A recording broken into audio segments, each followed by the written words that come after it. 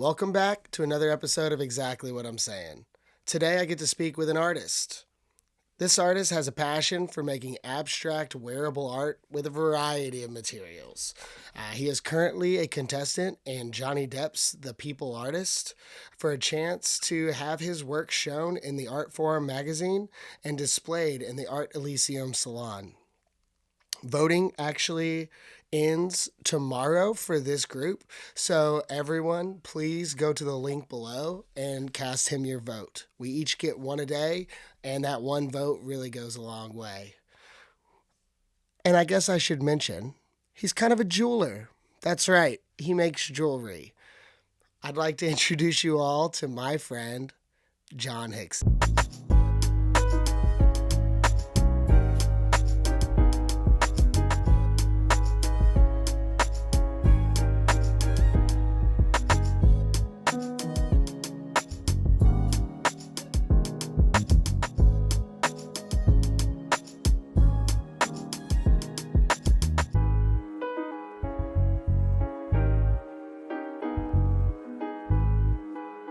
What are your thoughts? No? It's a no for me. Yeah, okay, cool. Well, if you're going headphones off, then so am I. Yeah. Yeah, dude, I don't want to make you feel uncomfortable. I mean, it wouldn't bother me. Well, you know what? I bet much doesn't bother you, does it, John? You're a pretty chill dude. Dude, I try to be. You seem chill. This is the first time we've ever hung out, just the two of us. Yeah, it is. I like that. That's pretty cool. Yeah, man.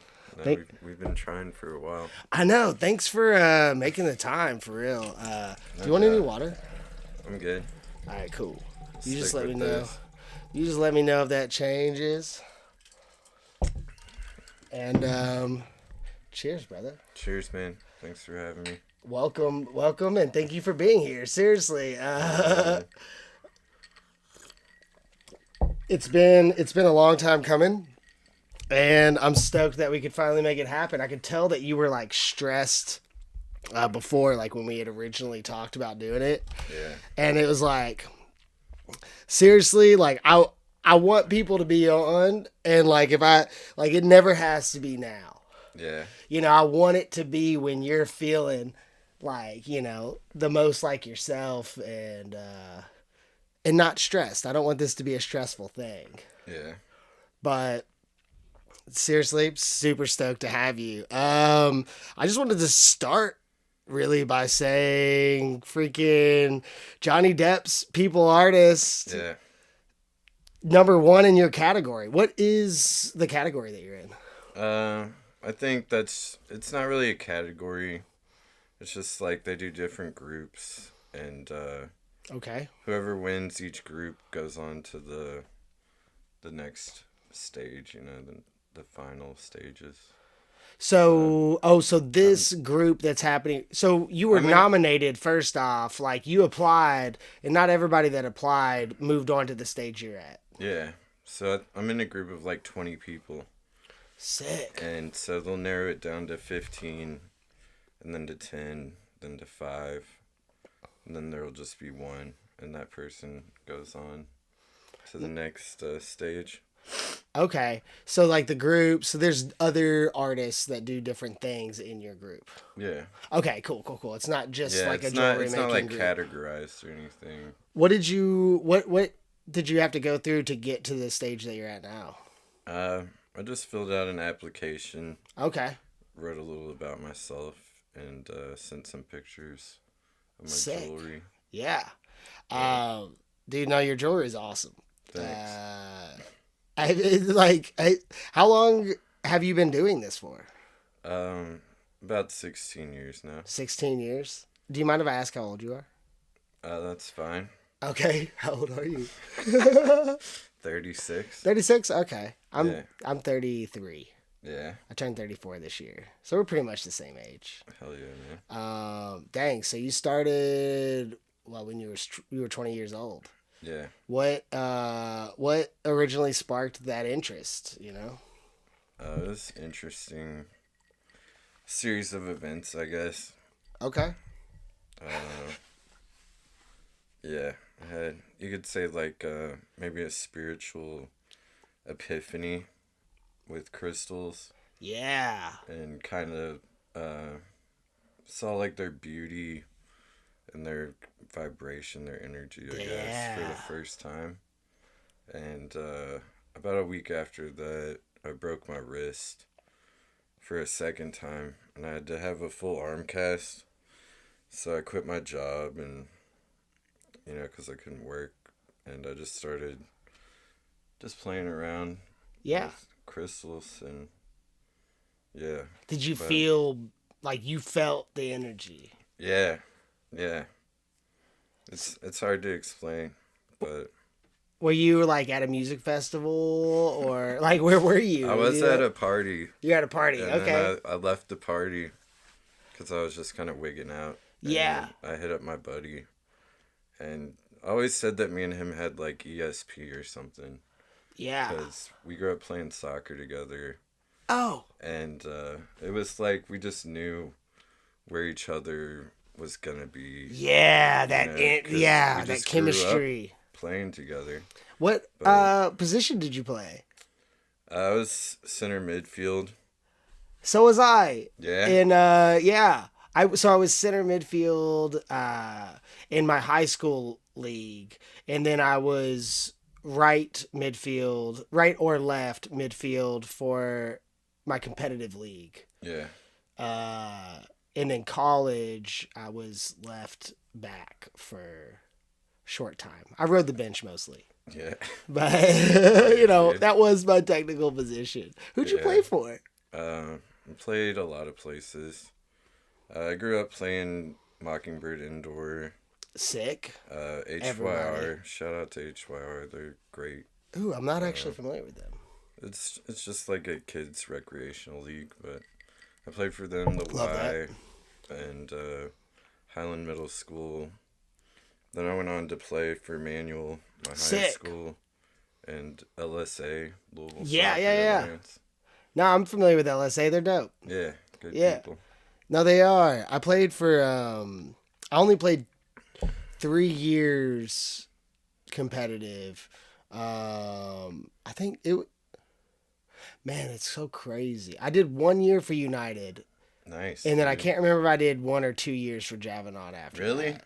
Dude, those are, I mean, in my day, those were the top. Those were the teams. Yeah. I will say that, Them like, and Mockingbird White were like yeah. running things. We it was cool, man. It was definitely like it was a learning experience, but it was my first time ever in competitive, and it was like very, very intimidating.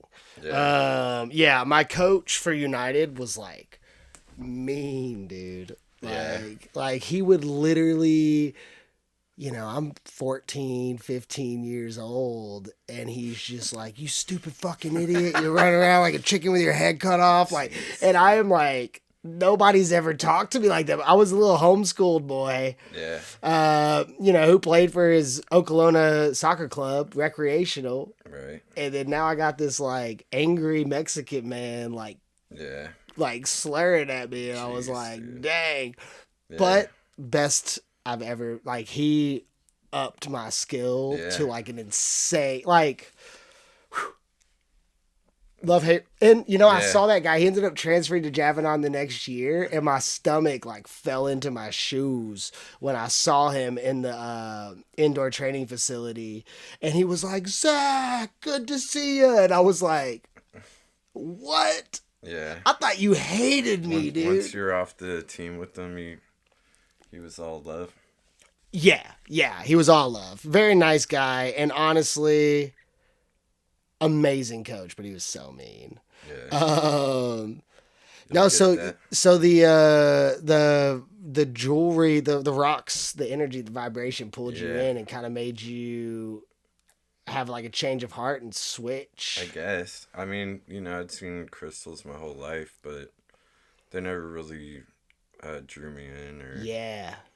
or really, I never really thought that they were anything special. Well, like being like raising like being raised with sports and stuff. I don't know about for you, but for me, that kind of stuff wasn't prioritized. That kind of stuff wasn't talked about. Like I knew what crystals were, Yeah. but like I don't know if I'd ever like held a rose quartz, you know, Yeah. like and felt that, you know. Yeah. What's your favorite mineral? Crystal? Uh, Probably emerald, Emerald? but ruby is right up there with it. I got a big chunk of raw ruby downstairs. Yeah, I love Yeah. ruby. I keep some in my pocket at all times. Yeah. And I've got I don't know, we got a bunch of stuff.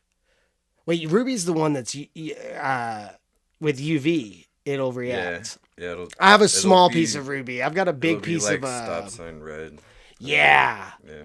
I've got I've got two small pieces of rubies actually, but then I've got like the big red one. Garnet. Garnet. I have a big chunk of garnet downstairs. Hell yeah. Yeah.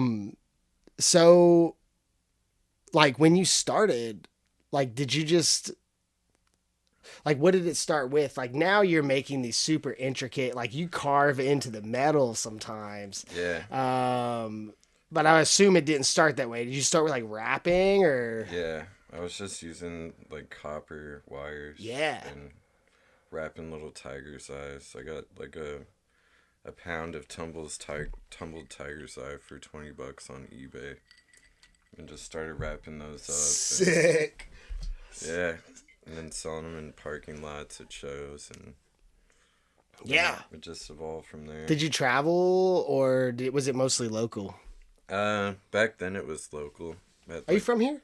Yeah, I thought I'm so. born and raised here in the Highlands. Sick. Yeah, Barneycastle neighborhood. Yeah. But now it's mostly at like the Monkey Wrench. Oh yeah. Back in the day, if you remember that place. Oh, I do. Yeah, but I went on to travel down the road. Cool, man. Yeah. Yeah. And you said 16 years. So like where do you usually get your stones? Oh. All over the place, you know. I was like a different person for everything.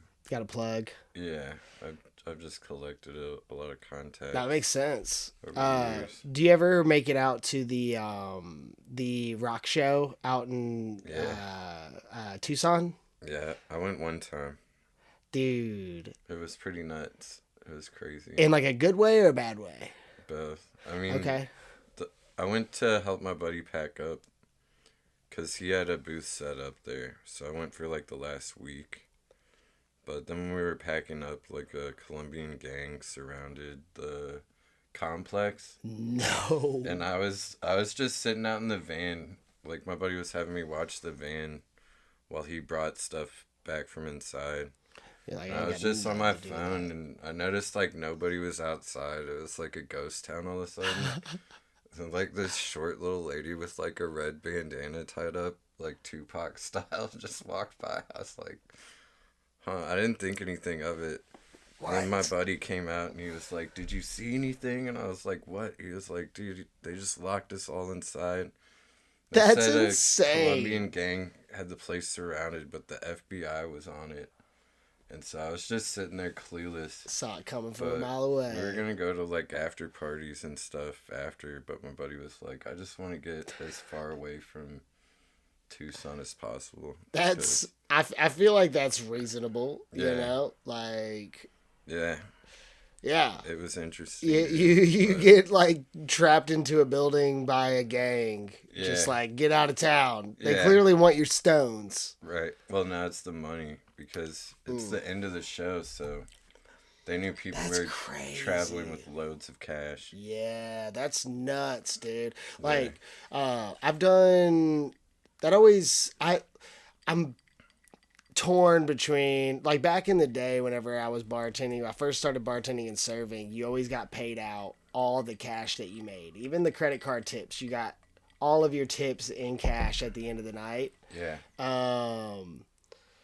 And that's not much of a thing anymore. Credit card tips usually get paid via direct deposit, and different places do it different ways. And I miss that, but what I don't miss is the anxiety of walking to my car at the end of the night. Yeah. And you know, it used to always, it was like standard buddy system. Nobody go to your car alone. Damn. I didn't Because, know. yeah, like people would like, I mean, it never happened to me, but it was a thing where people would rob bartenders on their way to their car at the end of the night, you know? Yeah. It People makes knew sense. that they had cash. Yeah. I never thought of that racket. But that's crazy. If you ever go to Tucson for the show, hit Yeah. me up because I could maybe caravan. Yeah. Yeah. All right. I'd be down, dude. I would Yeah. love to go back. Me too. I just love it out there, out west in general. You've never been? Oh, I have. You've been to the show? I've not been to the show. I've been to Tucson. Yeah. Yeah. Saguaro National Park or Nice, Forest. Like, yeah, no, I mean, amazing vibes. I've been to Phoenix, Grand Canyon, all over, but I've never made it to the show. I've said that there were a few years back to back that every year I was like, next year I'm going. Yeah. And then I haven't said that for a couple years because I'm being a little bit more realistic. Yeah. But I want to go. It's always like it pops, every time it pops up, I'm like, dang, missed it again. I forgot all about it. But it'd be cool to go. I just want to like nerd out and buy a bunch of stuff. Dude, everything's real cheap. That's what I hear. I mean, it's the cheapest you'll ever see it. Yeah. And if you wait until the last week, like a lot of the international dealers, it's cheaper for them Quartz to bathtubs sell and stuff. for way less than it is for them to ship it back to where they brought it from, you know? So that makes sense. you can get some crazy deals. That's what I've heard. Like people have told me like the very, very end is just like, cause it's like a whole like 2-month ordeal really. Yeah. Cause there's like a smaller show before the big one. Quartzite. Yeah. Then the Tucson show. Yeah. But yeah, no, I mean, it would be cool to like get a trailer and just go one time and see what you can get. Yeah. But also, then what am I going to do with it? I mean, you can flip it, or That's true. Or you can deck out your house with crystals. Reinforced floors and Yeah, dude, whatever. have you seen that where people will get like the giant like agates and stuff and they have to like literally reinforce the floor underneath it to hold these massive stones. No, I believe it though. Yeah, it's I nuts. have like the big geo towers. Yeah, and the geo, stuff. like I'm thinking like I said agate, but I meant amethyst, like the Yeah. giant amethyst like geodes. Yeah, dude, those get Dude. insane. Yeah, I've seen where people literally they have had to like steel rebar underneath the floor, Yeah, underneath it just to hold it up. yeah, Fudge. No, screw that. That's crazy. I mean, also they probably literally the amount that they spent on that is like probably what I make in a year. You know, yeah. like No, they get pricey, dude. yeah. Yeah, Which I mean, but they're of the earth. yeah. I just wish the earth was getting some of that money. Dude, it's a good point, man. I mean, I don't know. We should definitely treat the earth better. That's for sure. Facts. Do you buy stones already faceted, or do you work with any faceters in town, or? Nah, I have one dealer that I usually work with for facets. Okay.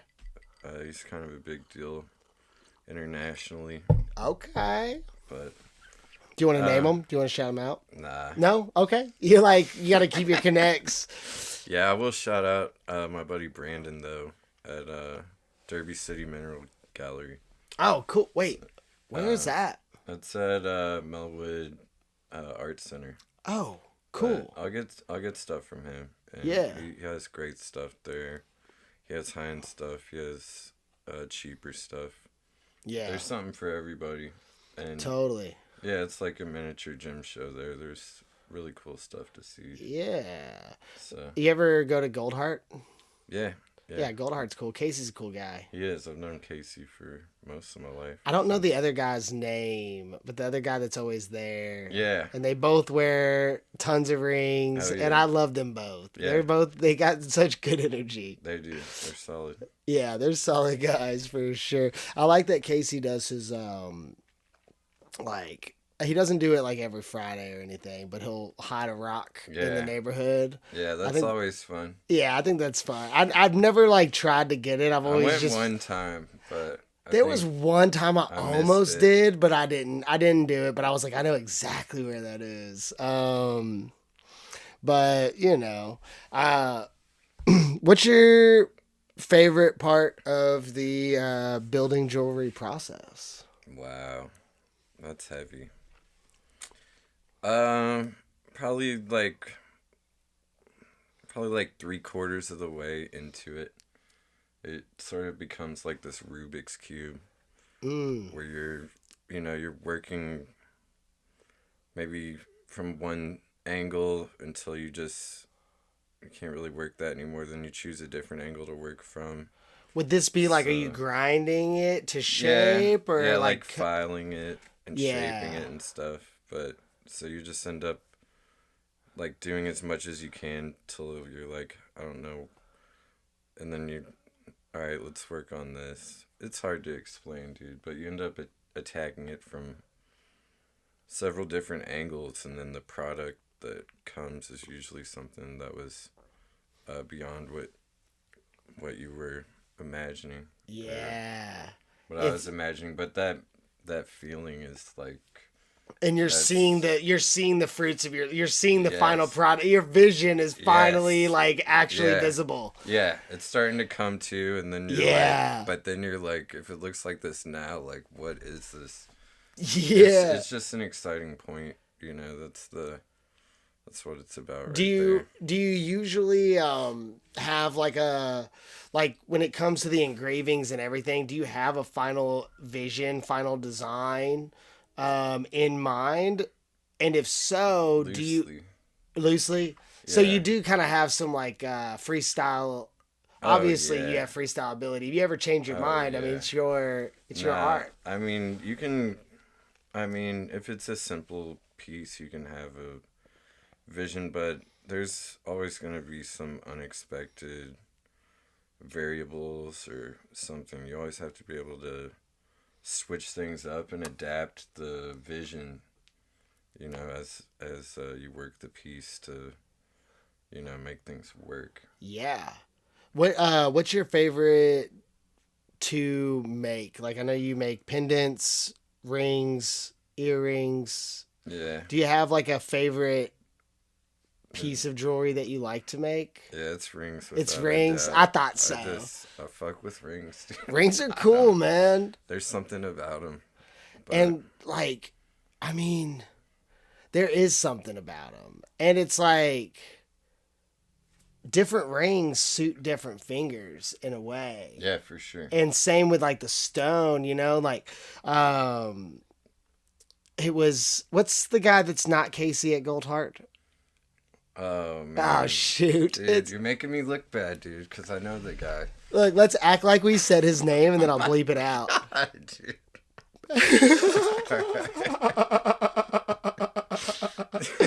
Yeah, whatever you said, you're making me look bad, I'm going to just bleep it right there. Like, it sounds like we said his name. Jeez. Oh, my Dude, gosh. I don't know, but I love his demeanor and... Yeah, he's awesome. Yeah, he loves what he's doing, and I love that. But he gave Elizabeth advice on, like, the fatter bands. Yeah. And, like, because it was, like, where... I think it was, like, you know, it's loose once you get it past your knuckles. Yeah. But then... So then it just kind of looks funny on your hand. Right. And it's, like, a beautiful ring, but it just doesn't suit my hand well. And then he, like, showed her the fatter bands, and then it was like, oh, that actually looks way less clunky and more smooth. Yeah. Than I thought it would. Right. Yeah.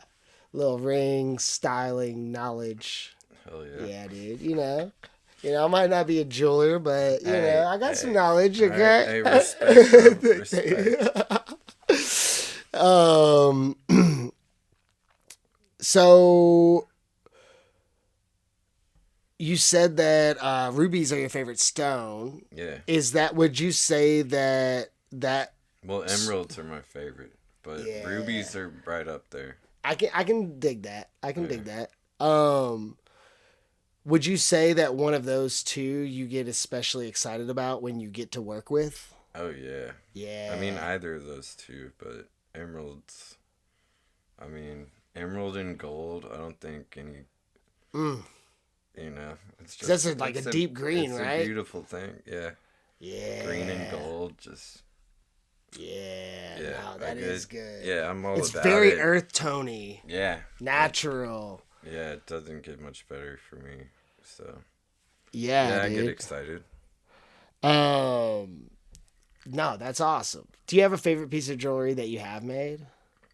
Wow. Jeez. That's a question. There's been some epic pieces. One time, when I lived in California, I was like living in a trailer on a hillside. Sounds awesome. What part of Cali? Yuba. It was on the Yuba County line, like Nevada County, Yuba County line. Okay. Pleasant Valley. But yeah, I worked on this wire wrap that had like, I don't know what, maybe like 20 stones or something to trade for a first gen Forerunner. But I was working on it forever, and I played Beethoven's Ode to Joy a lot, and it was just a very like passionate,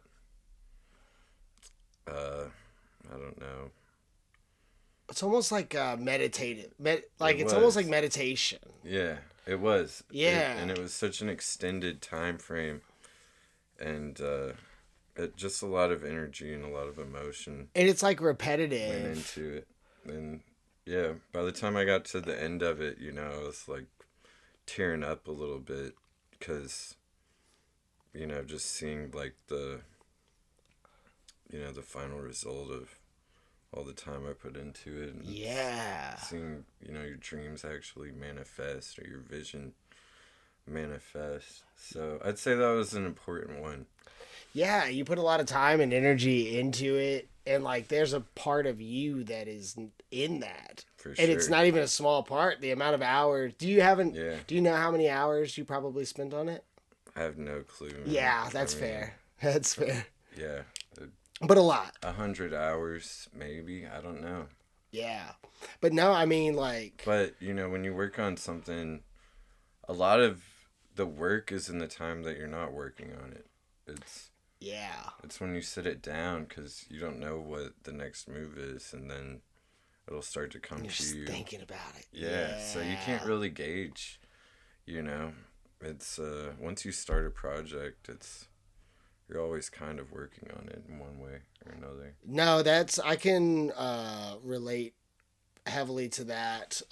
I've not been doing it much lately. I've kind of been putting my focuses other places, but stained glass. I've done a lot of not a lot, but I'm a hobbyist and I enjoy playing around and making some art, and I'll set something down, or just like coming up with like the concepts, and that, it's just always, sometimes you just got to put it down and walk away. Yeah. But just because I did that doesn't mean I've stopped thinking about it. Right. I had to step away. Yeah. No, that's something I learned early on. Yeah. I think, yeah. Well, Mike Hood, shout out to Mike Hood. He was doing wire wraps when I first started getting into that. And so he told me, it's like, if you don't know what you're doing, don't do anything. That's how you fuck it up. But, yeah, and I've overcomplicating sometimes. I once I get to the finish line, I often want to keep adding, and it's like I need to just stop. Right. That's something my dad taught me, dude. It's like, once you got it, like, don't overdo it. Yeah. It's easy to do, and it's the worst when it happens because you can't go back, and you know that you had it right there. Especially with metals. You can change one little thing, and it just throws off the whole dynamic of everything. Yeah, and as soon as you grind off that one piece, now you have to reshape your entire Rubik's Cube. Yeah. Yeah, Exactly, like, dude. or it's just gonna look wrong. Yeah. Yeah, no, I know. Oh, I It's know the that worst, feeling. dude. It's the worst. It really is, dude. I've been started with embroidery, and I just got like a sewing setup finished downstairs. Yeah. So I'm about to put like my focuses more towards sewing.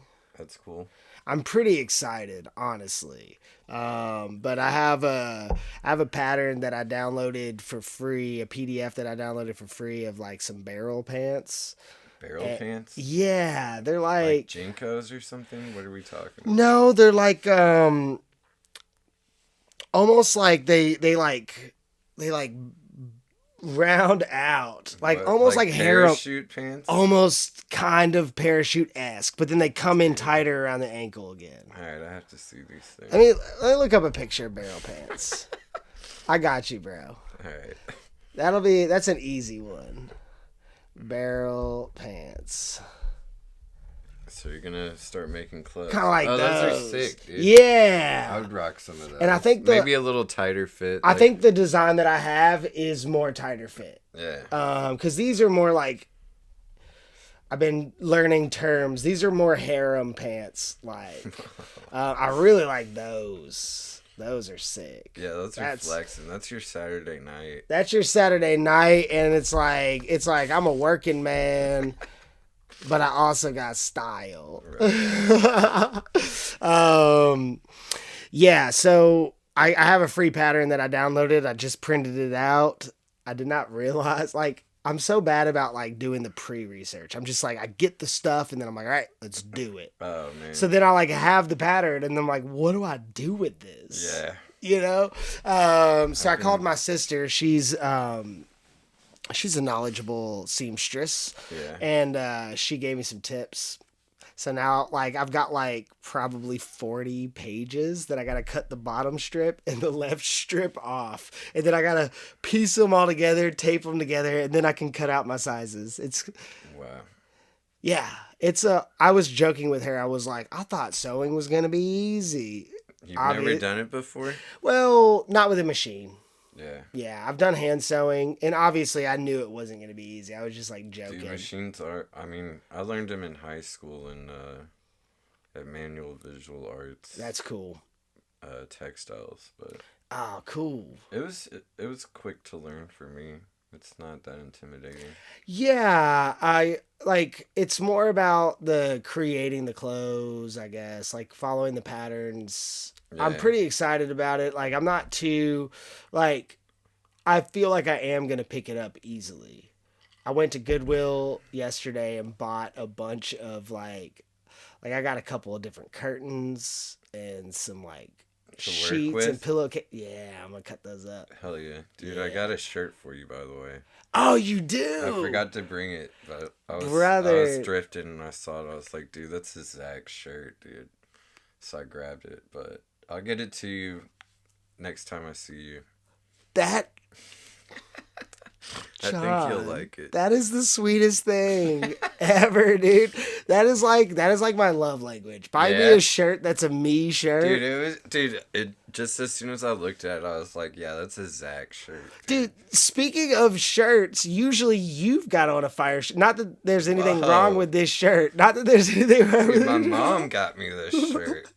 I'm sorry, Mrs. Hixson. And she'll be watching it. I'm sorry, Mrs. Kearns. Mrs. Kearns. Mrs. Kearns. I'm sorry. Mrs. Kearns. I love that shirt. But no, so one of my questions is usually we find ourselves complimenting each other's shirts. Yeah, not today, huh? Well, no, this is a great shirt. Dude, I just like it. My mom gave it to me, dude. It's my vibe shirt. Did your mom really give you that? Yeah. Mrs. Kearns, you're a great gift giver. She is. She's the best. Yeah. But when you shop, do you usually shop at like Goodwill or are you thrift hunting? I do. If my mom's not getting me some Ralph Lauren, nothing wrong with that, Ralph. Was my bad, bro. No, my favorite was in California, like Nevada City. A lot of people retire there from the base. So the Salvation Army there, I'd be pulling just silks off the rack. Yes. Just stacking them. Yes. Just balling out. Get some Bill Blast luggage. Just killing the game. Dude, no. We also, like, we've got such a heart for, like, the vintage style too, but we'll be, like, swagged the fuck out. But then none of our suitcases have wheels. Yeah. So then we're, like, at the airport just hauling this shit. You know what I mean? Dude, at like, least you look good doing it. At least you look good doing it. That's the way we look at it, dude. Straight I throw up. on the purple shades, the lavender lenses, and, You know what it is, dude. I'm walking with my floral suitcase. Straight up, dude. Just like, I'll drag it if I have to. I don't care. Yeah, but no, like, that's like kind of like this house. Yeah. I love this house. Dude, this place is sick. It's man. almost 100 years old. It's kind of cottage style, isn't it? Like It English is. cottage style, maybe? It's German, like farmhouse style or something like that. Cottage farmhouse is one of those words. Yeah. But it's a German influence. I know Yeah. that much. It's nice, dude. But yeah, I dude, it and a like lot. all the hardwood floors, and it's got character out the wazoo. Yeah. I'm all about the old stuff, dude. Like, they don't make shit like they used to. The only problem is the amount of like maintenance it needs. The amount Yeah. of like, my wires don't have grounds. All right, that sounds shady. So if there's any electricians out there that want to help out a broke boy, I'll name you as a sponsor. Okay. Good God. Is but- that safe? Um. How'd that happen? They didn't have grounds. They never They didn't did. have grounds that back in the day. And dude, I'm not an electrician, so I don't know if you really need grounds or. So it's like the ground is, I think it's, man, I should know this actually, but the ground is like important in electrical shock, like whatever. But I think that the service box where you got your breakers Yeah. kind of acts as a ground, but having that third ground wire. So like essentially, whenever you got the plugs, the 3-prong plugs, Yeah. that third plug in all Yeah. of mine is useless, I think, because the ground wire is not there. Right. So it's just going into a hole. So that's like a surge protector, right? Yeah. So Oh, does that mean none of my surge protectors actually protect? maybe, dude. It Oh might my mean your God. computer could get fried, dude. This podcast could go down right now. I'm just kidding. That's But that's actually maybe, I very don't know, interesting. dude. No, that's I like don't a know. very good point though, actually, because like I don't know, like are all of my surge protectors just pointless? Dude, I don't I don't know either. see. We need an electrician. If I really anybody's do. listening Seriously. with electronic expertise, Call me at please. Slide into my DMs, all right?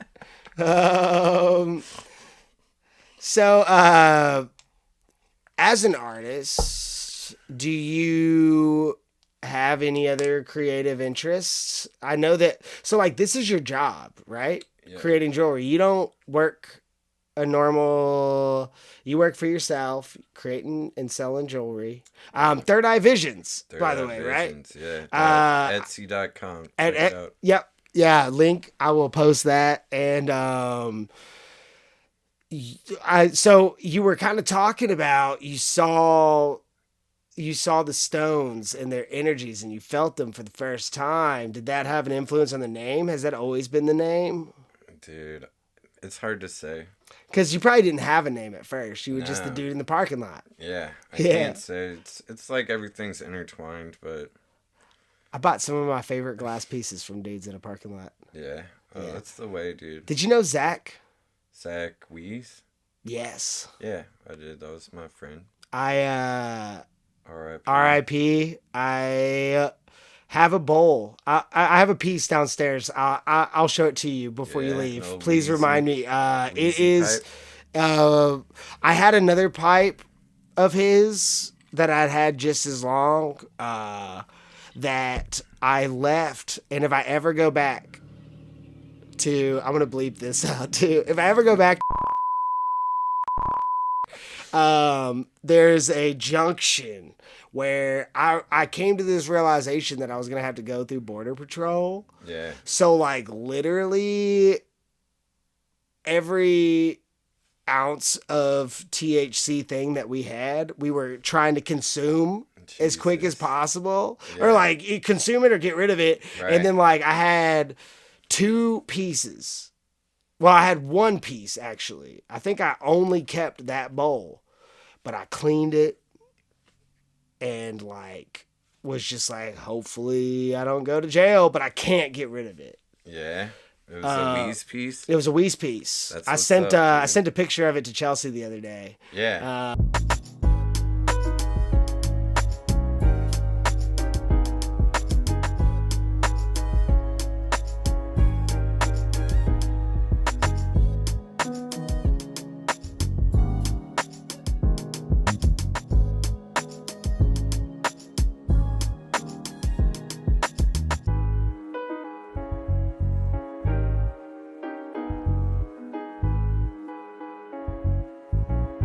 Holler, it's right there. Should I be using a coaster on here? Oh, those will disappear, but I will grab you a coaster. Wow, dude. That's a hell of a coaster. Thanks, man. Jon Hixson is a fan of my coasters. I love them. They're great. That's great, dude. Dude, so this is my Wheeze piece. Oh, weird. Yeah. Yeah, it sure as hell is, dude.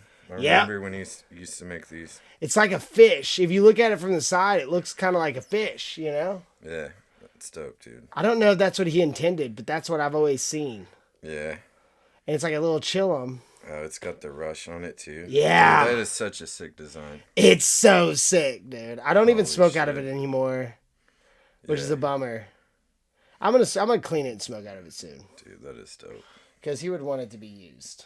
Yeah, super unique design. And like, yeah, and it's like the way he did it too. Like it's the color changing. Like as you smoke it, and it Yeah. gets resinous. Yeah. It changes colors, and I just couldn't leave it behind. Yeah. And you want to actually hear a crazy story about this piece? All right. So, I mentioned that this is the one I was like, I can't get rid of this one. So I cleaned it and I took it across Border Patrol. Yeah. They never even saw it or said anything. They just let us right by. Right. Well, going into Canada, that was like, man, we had just left Washington. We left a lot of stuff. Like we left a mason jar full of like rolled joints, like full on keef joints. Yeah. Like just like everything we had, we were like, we just can't risk it. Jesus, dude. You didn't see this coming? Well, we did. It wasn't that much. Like, Yeah. but it was like it's not like we had like ounces or anything, but it was just like a couple of vapes, a couple of just too much to consume before crossing the border. And we tried to consume as much as we could, and it just was way too much. I'm not that superhuman. Yeah. So like I put this in a very specific hiding spot because I was like, you remember when you're taking stuff that maybe could get you in trouble, you remember exactly where you put it. Yeah.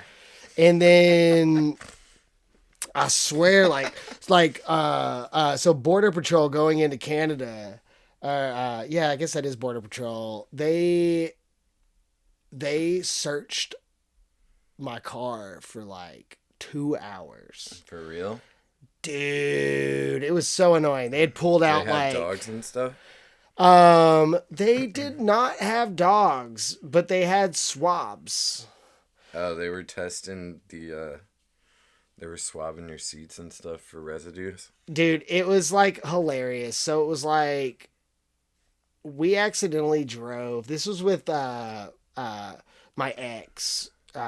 We were traveling, and so we accidentally drove up to the semi truck entrance into the company. or into the country. So the They're guy, like, these guys have to be stuck. yeah, the guy is up there, and we're like, hey, and he was like, oh, we were like, we can turn around, and he was like, no, it's fine, pull up there, and then they were like, all right, you guys you guys park here and come inside. And then, like, he's, like, looking through. He's literally pulling out every card in my wallet, and he finds a dispensary card, and he's like, wow. And so, like, the same thing is happening to my ex in the other room. And they're doing the split them up and see and if the stories line up. Dude, so they're asking questions, and, like, literally, it was, like, all the same. When was the last time you smoked? About an hour ago. And then, like, one of the questions was, like, so if you're honest with me now, it'll be... they always pull that one. It'll be less likely for me to dig deeper if my swab test hits positive. Yeah. And he was like, so if I swab somewhere in the car, where's a good chance that I'll get a positive test? And I was like, honestly, dude, every single inch of that car. Yeah. There's a good chance that you will hit positive. And he was like, huh? And she said the same thing. She was like, no, like, if you swab, you're gonna get a positive result. Like, it's gonna happen. So, like, they didn't find anything. And then I come out, like, we crossed the border. They didn't, like, they unpacked you my... had that hidden the whole time. And it was gone. What do you mean it was gone? It was gone. It wasn't there? It wasn't in the hiding spot. It had been moved? I had it in my tent. Yeah. Rolled up, stuffed all the way, like, in the middle, close to the bottom. Close to the bottom, but not all the way at the bottom so they couldn't feel it from the outside. Smart. They found it. But they didn't do anything? And I was so bummed. I was like, those dang Border Patrol agents found a cool piece, a super cool, unique piece, and they stole it because they wanted it. Right. Well, like, almost a year later, living in Yosemite now. Dude. Amazing. Yes. And I am digging around, and, like, I had this green, I still have the bag, but it's this green bag that I had with all my diabetes supplies in it. Yeah. Everything diabetes was in there. Because I'm diabetic. I didn't know that. Yeah, I'm type 1 diabetic. So I'm digging around. I had emptied the bag because we kind of had, like, a place now. So I'm, like, emptied the bag, and I'm, like, looking for something, and then I feel it through the inside of the bag on the outside pocket. I feel it, and I'm like, no way. And then, like, I open it. So it, like, literally, I'm so curious what you're about to say, but I was like, what the hell? So then before Zach had passed, I had run into him and Chelsea at Hideaway. Yeah. It might not have been Hideaway, but I ran into them somewhere, and I was like, dude, I'm so stoked to see you. I have to tell you this story about the piece. Yeah. And then, like, almost at the same time, they were both like, Canada's legal now. They put that pipe with your medical supplies. Nice. They moved it to, right. And I was like, you're so right. They did. They moved it to be with my medical supplies. Wow. Because it was clean. Like, I had, like, soaked it in alcohol. It was like no resin on that thing. Yeah.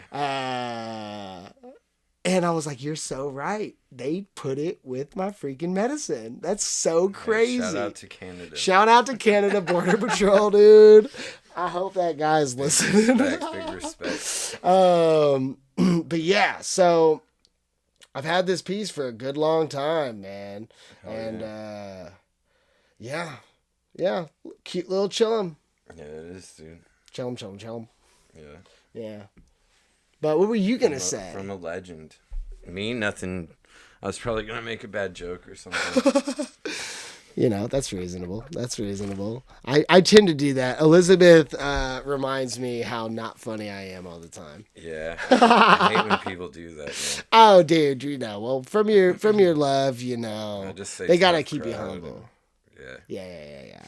She laughs sometimes. And then, you know, The jokes are still coming. yeah. They ain't gonna stop. She still loves me. I know where our love is. Yeah, I think we had left off with this is your job, but it's also a very creative workspace environment. Yeah. Where you crush, you are an artist. But with that being like work, do you have other creative interests? Do you create in any other ways? Yeah. I do a lot of gardening. Oh, heck yeah. At my place, so that's a big hobby of mine. Yeah, I know you mentioned to me That's the creative. landscaping, and Yeah. like you named the hydrangeas. Oh yeah. Which I'm big on hydrangeas. I know that's like, I'm sure that if we walked through my yard, you'd probably be able to name a lot of the stuff that you saw. Yeah. Like, I feel like you probably got a good knowledge of that. Yeah, man. No, I used to do this stuff every day for the plant kingdom. But Do you have a garden at home? oh yeah, a big one. Yeah. Yeah. Do you do fruit or foods, foods Nah. or I mainly- flowers? I mainly eat meat and stuff, but my garden it's mostly just pretty plants, Yeah, flowers and Yeah, clematis, hydrangeas, yeah. irises. Dude, we Hostas. almost planted irises this year. Yeah. We've I got have some seeds if you want some. Ooh, yeah, I'll take some. Yeah, it's like small flower irises, but they're bluish purple. The color's unreal. We should do like a seed swap. Let's do it. I got Yeah. a bunch. I have yucca seeds. I have lily seeds. Digitalis. That's one of my favorites. Ooh, I'm familiar with that one. Foxglove. I have some foxglove seeds. They haven't germinated Towers though. of flowers. That Yeah. just stack on each other. Foxgloves and what's the other one? Snapdragons. Mm-hmm. Similar look. Yeah. Similar look, but they're different. Yeah. I had some starts. I'm gonna throw out some more seeds because I had some starts. You know what I've got that you might be interested in that I screwed it up again this year, and I'm about to just redo it. I'm gonna do it again just in a pot, but lupins. Lupins. I'm not familiar with that. Lupin is they do grow here, but I don't know if they're native, but they grow like crazy in Oregon. Yeah. And they are almost like, imagine like giant snapdragon or giant foxgloves. Yeah. Like they grow like 6 feet, 7 feet tall, and it's just this tower of beautiful flowers. They grow here. They will grow here, and they'll succeed as perennials, but getting them to establish is the tricky part. But once you do, from my understanding, is they'll continue to come back. I'd like some of those. Yeah. I've got a bunch of seeds. You've gotten some established? No, that's the thing, is like I've gotten them germinated, and then I always get them in the ground too late. So I think I'm gonna restart just in a pot. Yeah, maybe start them from seed in the ground. You think so? Yeah, I mean I might do that. That's always been my go-to. The less you mess with the plant, the better. So if you can just put them in the ground and never fuck with them and let them do their thing. Just let them do the natural thing because they live outside. And then over winter, I would cover them with like mulch or something. Yes. To try and isolate them from the weather as much as you can. That's I just kind of caged off the area, and I'm gonna have to plant them again, which is a bummer. But are you familiar with dahlias? Dahlias, yeah. I love dahlias, Yeah. and they keep producing. Yeah. The first time we grew dahlias, we had no idea how many flowers we were gonna get, and we just had fresh bouquets. Hell yeah. Including dahlias all season. It was amazing. But then we got Nami, and she dug up all the bulbs. To eat them? Yeah, well, to mangle them and then spit them out, geez. which that's how we learned that dahlias are toxic to dogs. Yeah, a lot of plants are. Yeah. I'd be surprised. Not By the lethally, houseplants. but like she had like a rash coming on her chest and stuff, and it was from digging up the dahlias. Yeah. But hopefully this year we've actually been like really good on getting on top of like our yard this year. I'm hoping to get the dahlia beds situated again because it was awesome. Yeah. But yeah, dude, the lupins, if I can get some to, but that's what we do with those. You cut them off at the end of the year, those little soil on top for insulation, and they come right back. Hell yeah. Booming the next year. Dude, I'll take some bulbs if you have some. I don't have bulbs, but I've got the lupin seeds. All right, I'll take those. Yeah. Definitely. I got you. Do you play music at all? Not really. I didn't think so. Yeah. But you seem like the type of guy that your vibrations give. I bet you like music. I love music, Yeah. man. I love music. Yeah, I'm big on music. I wish I could play music. My dad got me a guitar. He wanted me to play guitar. Did some lessons and stuff. But Yeah. I'm kind of all in on jewelry. And so for me to try and make time to learn guitar or something, I get that. I really so do. I'll just, I'll leave it to the pros. I'll stick with the jewelry and just enjoy, seeing Billy Strings or Yeah. whoever. Do you have a favorite musical artist right now? Right now? Yeah, not of all time, but just like someone you've Right been now, vibing to. Yeah, on the way here I was listening to Talk. If you know Talk, Tauk. Tauk? No, I Talk, don't actually. They rip, dude. They're incredible. What kind of music is it? It's kind of jammy. It's sophisticated jam music. It's like Soundtrap Sector 9, but maybe a little less digital and more like classically trained musicianship. Have you ever heard of Dirtwire? Yeah, I've seen them. Me too, at Zanzibar? Yeah, no, I saw them at Pete Fest, I think. Oh, yeah, they did it. play. I was... Were you there for that? No, I was supposed to go, and then, like, a bunch of stuff happened, and I just didn't get to make it. Yeah. And it was a bummer. No, and I didn't know Dirtwire yet. Yeah. But then I saw Dirtwire, like, 6 months later, because they had, like, a stint where came to Louisville, like, a bunch. Yeah. It was, like, Pete Fest, and then Zanzibar, and then, like, another 6 months later, it was, like, Zanzibar again. Yeah. And I think they played since.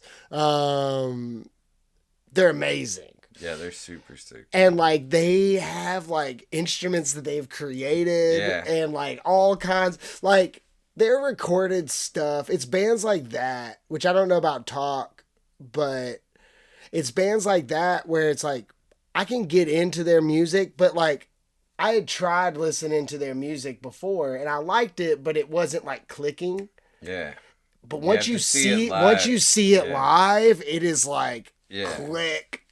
Yeah, dude. That's a lot of the jam bands. It is. Billy Strings sounds great. His albums sound great. But until you've seen him live... That's what I understand. They get into the jams and stuff. Yeah. That's where it's really at. That's what it's about for me. And a bluegrass jam Yeah. is the jam. Dude, shit gets nasty. Dude. Shit gets nasty. It'll blow your mind for sure, man. Oh. Shout out to Billy Strings, dude. Shout out to freaking Billy Strings. And Talk and Dirtwire, dude. And Dirtwire. Yes. But, dude, you should definitely check out Talk. I think I will. Yeah. Yeah, I couldn't imagine anybody not being impressed by what they do. Yeah. No, and honestly, like, I've been in, like, a new music funk lately. Where I've just, like, struggled to find new stuff. Yeah. You know? And it's not that, like, I like the old stuff, everything that I've been listening to, but, like, I've been in such a place of, like, shifting and moving and, like, creating new that I've been, like, craving new music. Yeah. For me. I think Talk's where it's at, dude. Dude, I'll check them out, dude. I know that, what is it? String Cheese Incident's coming to Iroquois in August. Are they? Yeah. I used to like them, dude. I've never, like... I've been to a few shows. Dude, I had a night. Where I was hanging out with this friend. It was like a service industry dude. Yeah. We're chilling, and like he talked my ear off while playing the live recording of like 15 different string cheese shows that he's been to, and explaining exactly what he was doing in that moment. And I was like, bro, did it turn you off from? It really did. They have some true fanatics, dude. They have the cult following. They have that cult following, and it's like, I get it, but it's like, man, you really don't want to listen to anything else ever. Come on, man, and like, can we talk about something else? You know how it is, man. When shit hits. No offense, homie, if you're listening. Yeah, I told this girl once that I thought it was just like a little cheesy, you know, and I have mad respect for string cheese. It's just a little cheesy. She just like flipped it on me. She's like, it's supposed to be cheesy. It's in the name. Would you say it's string cheesy? But, yeah. No, they're good. They do a fun show. Yeah, I mean, I've never actually seen a show at Iroquois either. Yeah. Well, yeah, they're another band that you have to see live. I feel like they'd be great. I feel like I know that I would enjoy it. They get down, dude. You know what I love? They're barefoot up there. They have carpets out. They're feeling it. Oh, that is some swag. Yeah, dude. They're chilling. They're grooving, man. That's the type of stuff that, like, if Elizabeth and I were a band, we would have carpets on the stage. Yeah. Dude, I'm big on carpets, man. We are too, you right? are too, dude. Yeah. I love it. We had every inch. Our basement is, like, flooded a couple... Like, not flooded. It just had water coming in. Yeah. Sump pump and everything got it out. It's fine. It's also fixed now. But we took all the rugs up. We had like every inch of our basement floor covered in a rug. Yeah. And honestly, most of the upstairs is covered in a rug too, now that I think about it. But like we used to travel. I used to travel for work, and she was coming with me for a bit, working on wind turbines. And you were doing that? Yeah. Like getting up there and installing them at like what 150 feet in the air. Because I don't minimum fuck 300 heights, feet. Dude, fuck that. Minimum 300 feet, like but a lot of times like 450. What are you doing? Bolting these? Tines or whatever you call them. So I did in the 3 years that I did it. I did 3 different jobs. Yeah. The first was maintenance. So that was inside the tower, inside the tube that goes up. You've got like minimum 3 levels. Yeah. So and then the yaw deck. Steps inside of those things. A ladder.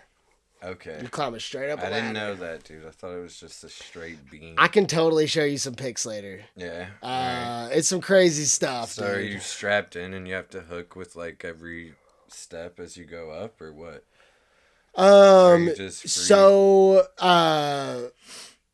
In new construction, yes, which I did do that later, but during the maintenance, like once the tower's fully up, there is a steel cable that is anchored to the bottom and anchored to the very top. And you have... So you have like a rappel thing or whatever that you grip and it...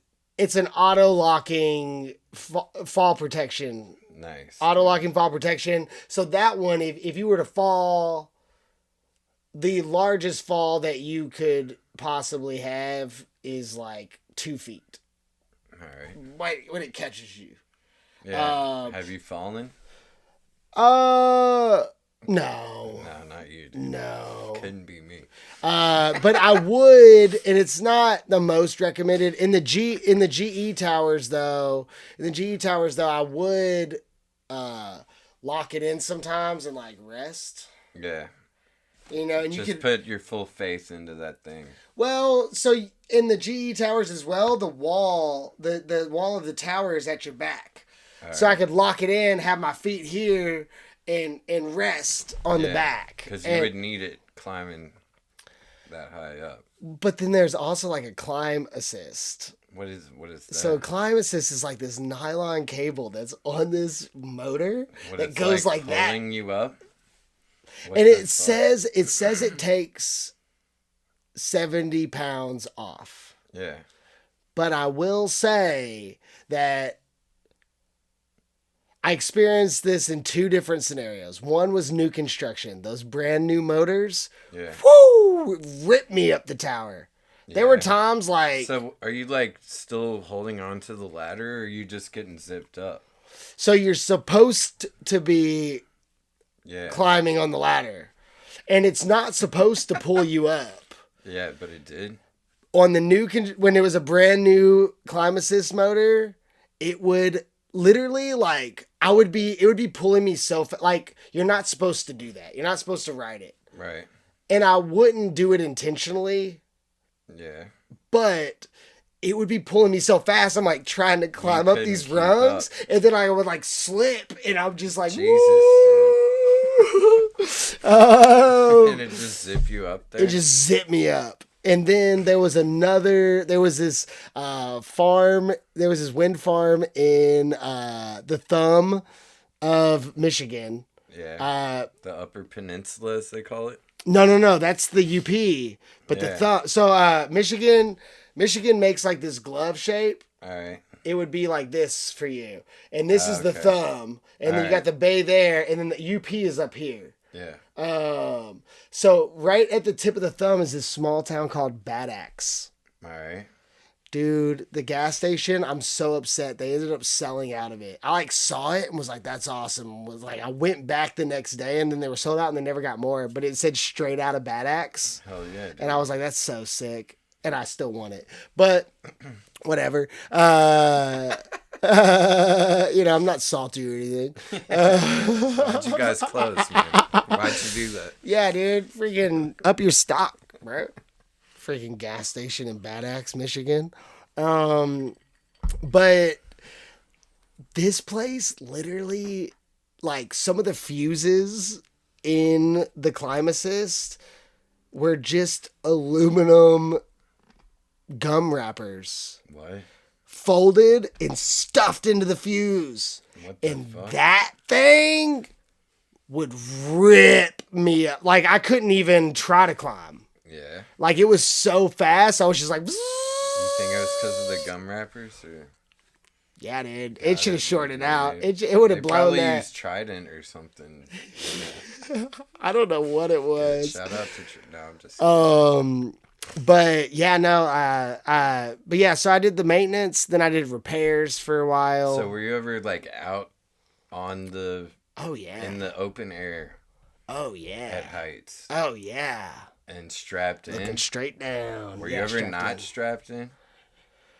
If you're inside the nacelle, or like, so like anytime you're on the ladder, strapped in. Yeah. Anytime you're out, like once you get to the top, the nacelle is the big rectangle on top, where the blades are connected to. Right. Where the blades are connected to, if you're in the nacelle, you would often take your harness off. Yeah. Because you got like, you throw the floor down, you're not going to fall really far. Right. But if you get on top, you would always harness up for that. And they have like hooks that you latch into across the top of it? Or? It would be a rail that went down the top. And usually... and it, like, once you latch in, it extends like a zip line. The rail, your hook would slide down the rail with you. Yeah. Yeah. Right. Yeah. That's nice. And those, if you fell...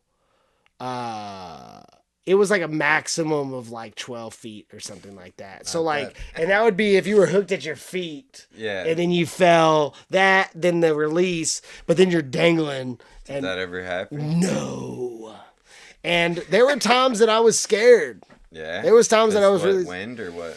Wind and like, so the GE turbines that I did the maintenance and repairs on to get into the hub. So the hub is, you got the nacelle that's the brick. Yeah. And then you got the rotor that spins, and the blades are connected to that rotor. Right. Blades. That's what I was looking for. So that's the hub. Yeah. Is and those that things is are the rotor? giant, dude. Those blades are like, what, 100 feet long? Or... Oh, yeah. They're 150. like 150. Yeah, those things are It depends on the dude. turbine, but they're insanely large.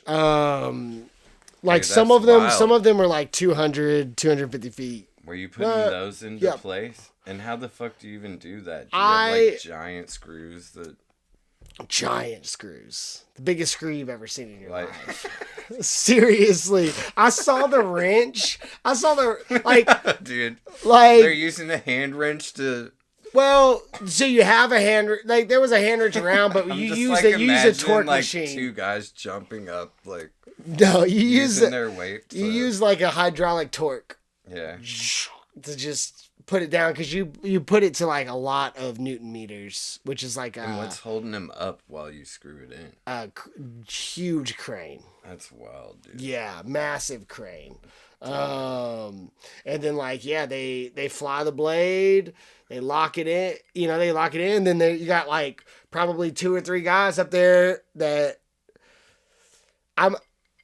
so I did, when I was in construction, I did quality assurance. So people did the hard job, and then I came and made sure that they did it right. Wow, dude. So I had like kind of a bougie job. Sounds like it, man. When I was doing that, whenever I was doing maintenances and repairs, I was working really hard. Wow, did you get some flack from the guys for being in that position? Oh I yeah. bet. Oh dude. yeah. They would You were, like, roast me their regularly. worst nightmare. Yeah. No, they would roast me regularly, but also it was like we had to have somewhat of a good relationship. Like, it was like a friendly roast. We would roast each other. Yeah. But they would definitely be like, you ain't even doing nothing, blah blah blah. But also like some of them had clearly been like doing drugs since Dude, 7 that's this a morning. shock, man. Construction workers? Yeah. Yeah. Dude, that's news to me. I didn't... Some of them would be doing like they had like a lunch. They had like a lunch one time where they like had New York strips for everybody. It was Fuck yeah, amazing. It was amazing. Yeah, But I'm there were about some that. guys. There were some guys that like, you're like, yeah, they ain't eating their steak. Oh, They no. ain't eating And then their. you would come up and take it. You ain't eating that, are you, boy? Thank you. But yeah, no. But that whole job was crazy. When was this? Dude? Oh, so this was a little over 3 years ago, shit. when I moved back, which was when I ended. Yeah. And this was in Oregon. And I went to school in Oregon, and then I was traveling all over to do it. Where? So I worked in Texas, Michigan, Illinois, Damn. Nebraska, Arizona, Nice. New Mexico, Hell and yeah. then that might have South Dakota. Wow, South Dakota's wild. South Dakota was nuts. Did you ever go to Medicine Bow up there? I went through Medicine Bow, yeah, That and place is weird, man. I stayed in Broken Bow in Nebraska. Yeah, Lots of bows up there. dude, the Medicine Bow, though. Dude, I stayed in this tiny little town in South Dakota. We had like a really awesome place that we found. It was about an hour away from the site. Yeah. We were splitting it between 3 people, and it was like $750 a month, all utilities. So we were paying $250 a month, and we made like almost $4K in per diem. Word. So then like the rest is just profit. Well, I mean, food and stuff, obviously, but Yeah. that was craziest time of my life. Like, literally, There's some vibes up there, man. yeah. But there was this, like, the town that we stayed in, there was only 2 businesses, a church and a bar. Wow. And the bar was open and the Wednesday devil, through dude. Sunday, Wednesday through Saturday. Wednesday through Saturday, and every Wednesday they had dollar wings, smoked wings. Fuck yeah. And they were, dude, they were the best. Oh, I dream about those wings. Damn. What was good about them? Crispy, They were crispy. They were smoky. juicy on the inside. And they were meaty. They were Did they like peel off the bone? Just just. Are you a wing? I love some wings. Are you a dude. drums or a flat guy? Flats. I'm a dude. flats too, All day, dude. bro. All Let's day, go dude. flats. Yeah, give me the flats. The drums are like the dry white meat. Yeah, you know? dude. Give me Yeah, that dark meat. You gnaw on a drum, dude. A flat, you just Yeah, I pop the one bone out. I pop the small bone out. Melt in your mouth, good, dude. Yeah, bro. Dude, I completely agree.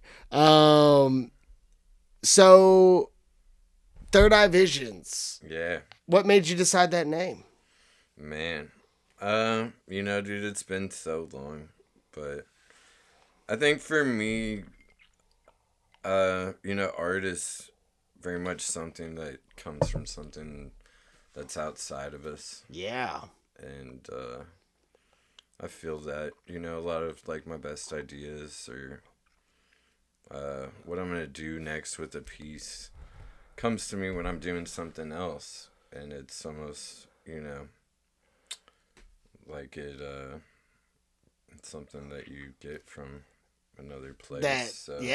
That third eye. The third eye would be that connection point in theory. Yeah. To the spirit or it's whatever. A reflection of that vision. Yeah. Yeah. Straight up. Yeah. I love that, dude. Yeah. And I mean your work is amazing, like thanks, dude. Not that I don't think that you're capable of it by yourself. Yeah. But like tapping into that third eye vision. Yeah, dude. Makes a lot of sense. I think that's what it is tapping into that. Yeah. No, that's sick, dude. Yeah. Well, so I did a little bit of, something just a little unrelated. I did a little stalking of you on Facebook. All right. Because I was like, I gotta come up with stuff. Yeah. To ask him, and are you secretly an engineer? No, I went to Speed School of Engineering. Okay. I went there for, I don't know, 2 semesters or something. Okay. I had a full scholarship. The full story on that is, I was in manual doing visual arts, but I was good at math, and my dad just told me I'd be better off pursuing a more, what's the word for it? Like official, like something like that, like a more, I don't know. Educated, I don't know. Basically, structural, he was like, you can be an artist, but the world's it's gonna be rough, man. You need to go to school. Yeah, you're good at math, so I got like a full ride scholarship to Speed School, and then when I got there, we talked about the pyramid of thought, which they had like a pyramid design, and very third eye-esque. Yeah. So at the top of the pyramid, like the second level to the top is like calculations, mathematics, and all that. And then at the very top was synthesis, Yeah. And synthesis is just where you're, coming up with ideas and stuff. And when I saw that, it resonated with me, and I was like, dude, that's what I'm supposed to be doing, not, Speed school. Yeah. Not engineering. So I got out of there, and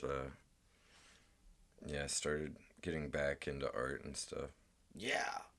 No, I'm not an engineer, but I did go to Speed School. So I asked earlier, how long have you been making jewelry? And you said 16 years. Yeah.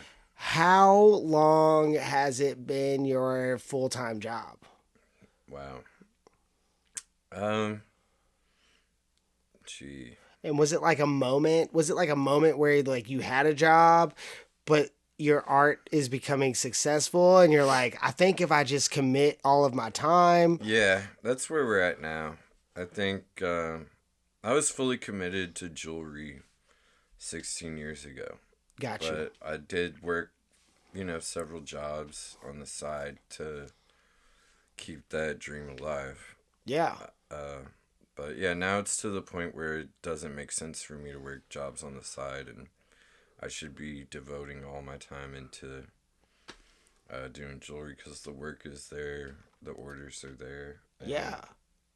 It's more lucrative for me at this point. Do you have a studio like at your crib, or like is it like Yeah. a separate studio, or? Now I have a room in my house set up with all my equipment. I have like 3 desks, and each one's a different station. I have my station for carving wax. I have my engraving station with my vise and stuff where I set stones and engrave. And then I have my sawing station, for stuff like that. That's awesome. Yeah. Do you ever go to like, so I know you have your Etsy shop. Do you do like flea off market, any like smaller markets and stuff like that? Nah, I've tried that before. I try and go for more high-end stones and more expensive stuff. So Yeah, I so it's find harder. most people go into the flea off. They're looking for good deals and No, you're totally right. yeah. A lot of people that I know that do like that have art as a work, like that is their full-time job. Like I know some like glass facetors and marble and stuff like that, and like a lot of they're pretty much just online. They don't mess with the markets. Yeah. And also, they might hand you this piece of glass that's $3,000. So it's like, right. Well, they probably aren't handing it to you. Yeah. But they're showing you this piece of glass that's $3,000. Right. And that makes sense. Nobody's buying that at the flea off market. Yeah. I'm not. No, but yeah, the online thing though, I think that's kind of going away. I used to be very successful on Etsy, but I think around like 2017, 2018, that market just kind of dried up. Really? Yeah. It's just oversaturated, I think, is the problem. Well, I think they stopped valuing like true artists and allowing, production companies from overseas to come in, and that's true. Suddenly you have like millions of products. It's not the small artists. It's the same thing that you're getting. It's like not what it was. It's like Shein originally intended. It's turned into eBay basically. Yeah. Hopefully they don't cut off my account for saying this, but but no, most of my stuff's on like Facebook now and Instagram. Yeah. Word of mouth. I am gonna start putting stuff in Barrett Babes.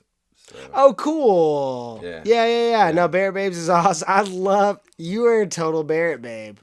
Yeah. Yeah, I can see you fitting in there. No, that's awesome. I got a few friends there. That's great. Yeah. Let me know when we can have a official Jon Hixson is a Barrett babe celebration. I'll keep you posted. Hell yeah. And then I wanted to ask, so your profile picture is you in a suit and tie sitting on what looks like could be a sailboat. It does look like that. Well, so my official question is, gentleman pirate? Dude, I am definitely a pirate. What's the story there, bro? Dude, definitely big pirate vibes here. Yeah, me too. But now that was at my cousin's wedding in Lake Tahoe. Okay. So I was just sitting on a dock, but it's not even a boat. No, it's not a boat. Got him. Got him. But I was just sitting there, and I told my little sister to take a pic of me, and sick. So. Yeah, it turned out good. So dude, it does. It's giving gentleman pirate, which I also feel like brings full circle with the Johnny Depp thing. Yeah. Like I feel like he's like, dude, maybe he picked me because he saw that. Captain like, Jon Hixson. Boats, this man likes boats. Let's bring him up. Dude, so wait, so. I have to ask. You said I am a pirate. Do you watch anime at all? I have. Okay. And what about during COVID? I watched a lot of Jujutsu Kaisen. Oh yeah, that's a good one. Yeah. Have you watched any One Piece? No. No? I have another question about a show, but One Piece is like a pirate anime. Yeah. Are you familiar with it at all? No. I don't really watch much TV or anything. You know, most of the TV that I watch is like while I'm doing something else. Yeah. I don't just sit and watch very often. It's kind of like background noise. It's background noise. It's stuff that like, you know, yeah, pretty much. It's background noise, or it's like I might look, you know, it's background noise that you can look at when you need to. Yeah. Right. Or like if you want to, you know, switch it up. I don't know. I got hooked on One Piece because it's pirate vibes, and it's like, do you vibe with the pirate energy? Big time. Yeah. Yeah. Dude, maybe that's why we kind of hit it off. I think so, because we're both pirates. Yeah. When I was in California, I would tell people I was a wizard pirate. Sick. Yeah, dude. So like in this show, they have this thing called devil fruits. Yeah. And if somebody eats the devil fruit, it gives them this special ability. Yeah. So like the main character, Luffy, he is the captain of the Straw Hat Pirates.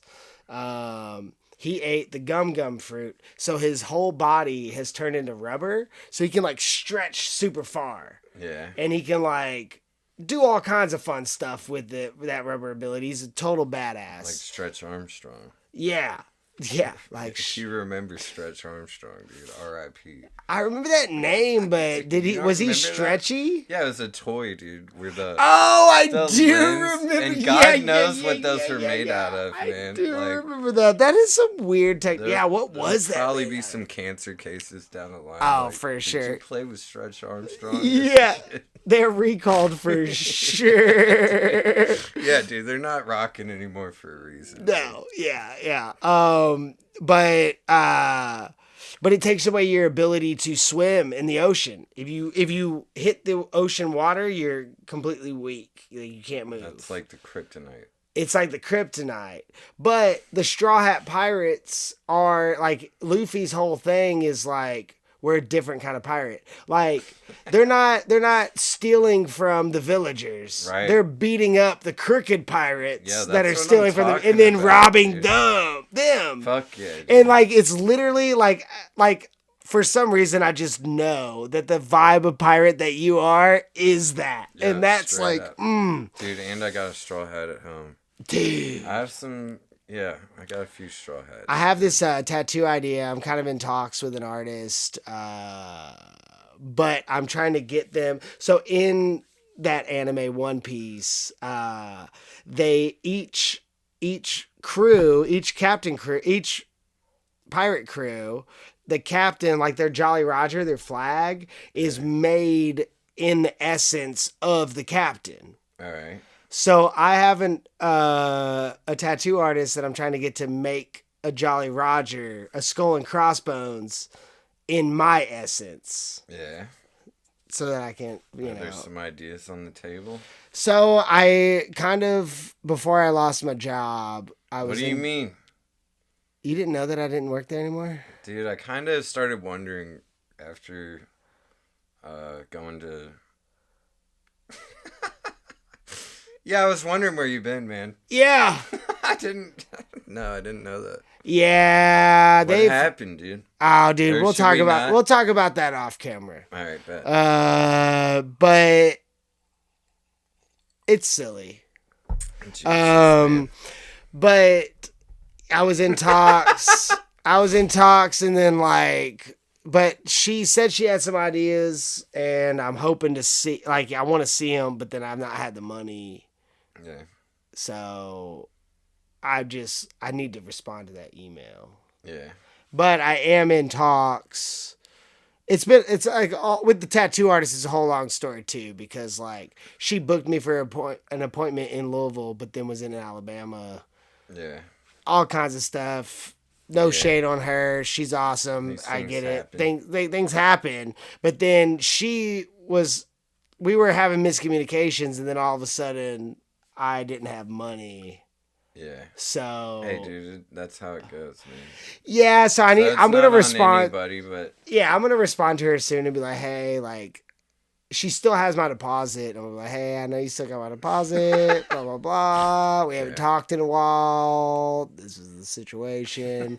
Just hold on to that deposit, and I'm down whenever. Because the only reason I don't have the tattoo yet is because she messed up. Whoa. Well, she did. She apologized. She was like, dude, I totally mixed up my days, whatever. Because she booked me for a day in Louisville, whatever. Like, she was in Alabama, like. Yeah. Literally no shade towards her. I got no negative feelings. I've just been, like, out of money. Not out of money, but, like, should I be spending $500 on a tattoo? You have to be smart with yourself. Yeah, I shouldn't spend $500. Do you have a new job, or are you looking at a new job? I'm looking, but I don't have anything yet. It's been a whole thing. Are you drinking cocktails or what? I'm really trying to, like, get out of it. Really? Well, yes and no. I don't want to be... I'm tired of being at a job until 4 a.m. Yeah. I want to be off. Dude, that'll get you, man. I want to be off, and I want to be asleep at 4. Yeah. Because the bar closed at 2. I turned into a vampire when I used to work at Spinelli's. Oh, yeah.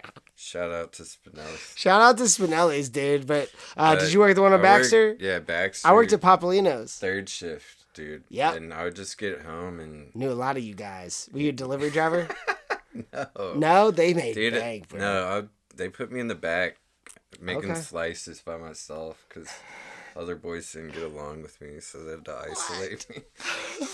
I would, like, come home at 4 a.m. just, like, with, like, dough being made on the sweat in my hair. Yep, the semolina. The semolina starts to... Yeah, dude.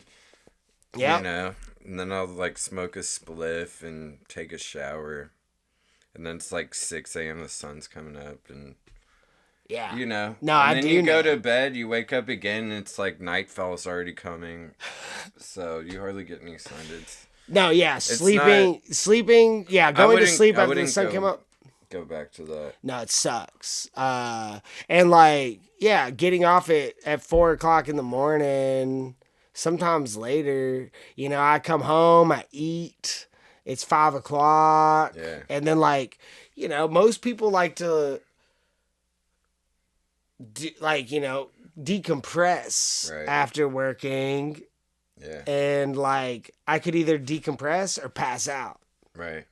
And oftentimes, if I tried to pass out, the decompression still needed to happen. So I just couldn't sleep. Dude, where you get, like, half asleep, but, like, the shit in your mind still going. And you're just kind of in this trance-like state. And you wake up and you don't know if you ever fell asleep. Yeah, dude. Yeah. But it's been hours. Like, so you had to have. Dude, that shit is so miserable. Dude, it is. Like, if hell is a thing, I'd imagine it's, like, somewhat similar. Yeah. To that in nature. So my ideal is to find myself... I would like to find a job that's not bartending, but then bartend 1 or 2 days a week. Yeah. At a, like, cool place. Yeah. Like, what kind of cool place? Man, that's the problem, is because, like, was like ritzy or like that bar was like it was like my spirit animal of bars. I love man. Shout out to Yeah. I'm totally bleeping that out. Oh no. Did they do you dirty, dude? They kinda. Damn, I don't like that. We can talk about it, I'm not totally innocent, but I'm not totally guilty either. You're not as guilty as I just think that things are handled poorly. But, S low KS, as mi amigos would say. Syrah. Que sera, dude. Well, it's so nice to meet a fellow pirate. And did you have anything that you wanted to talk about? Anything you wanted to ask me? I mean, some things I thought that I would ask you is what inspired you to start doing this? Man, yeah. So a few things. I really enjoyed podcasts a long time ago, and like that first instance of travel that I was talking about with my ex, like I had started listening to podcasts and was like, man, I want to create a podcast. I bet I'd be good at that. But then it kind of like died off, like I'm traveling and life got in the way or life whatever. got in the way, and then I ended up going into the wind turbines and whatever. And then I came back, and then I was listening to, like, there's a couple of podcasts that I listen to that are interview style podcasts. And some of my favorite episodes are actually pretty much all of my favorite episodes have been the not famous people. Yeah. Just people with good vibes, and I feel like there's a sense of transparency and like genuinity that comes from someone that's not promoting their newest $1 billion movie or whatever. You know what I mean? Like, like these are just like humble people trying to do the things that are cool. You know what I mean? Like, just because you're not famous doesn't mean you're not badass. Yeah, just like dude. Jon Hixson. And I appreciate that. And like, honestly, I started doing a little bit of research. I had the idea, and then and it's evolved a lot.